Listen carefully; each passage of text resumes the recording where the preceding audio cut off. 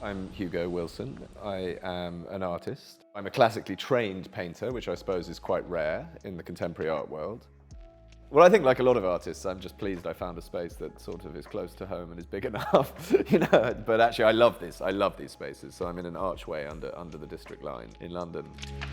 So I became a portrait painter because it sort of, to me, seemed like a way of being an artist. I didn't really even understand the contemporary art world. I didn't really know it existed. It didn't really feel like it had come into my world yet. I mean, I think I'm a sort of unashamed magpie.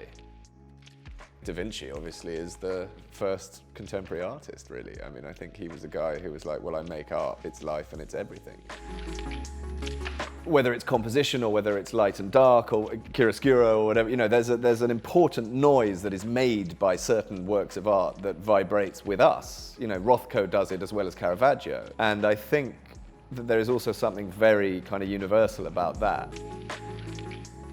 In this studio, behind me is a sort of 8-meter charcoal drawing. It's taking 1,000 different things, deconstructing them, reworking them, refiguring them.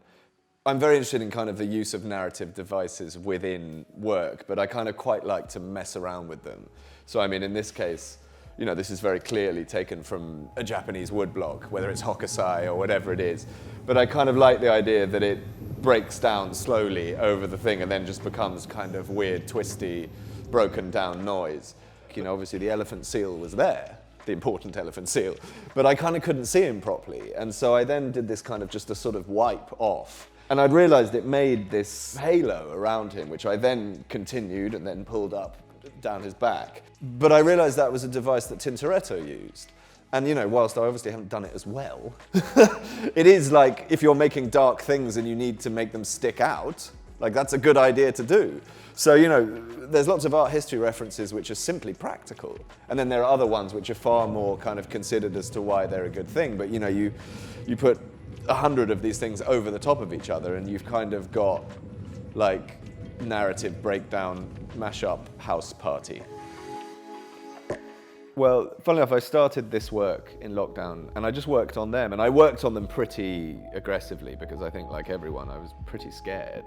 You know, I didn't really know what the hell was going to happen, and slowly kind of new things began to come out of it. You know, I think just, you know, like all artists in the art world in the 21st century, there's an awful lot going on around you which isn't making art. And it was incredibly nice to sort of forget that for a bit, actually, and just remember why I loved it. And remember what it was I was trying to do, and to have really what should only be my goal, which is to try and make the best work I can, you know.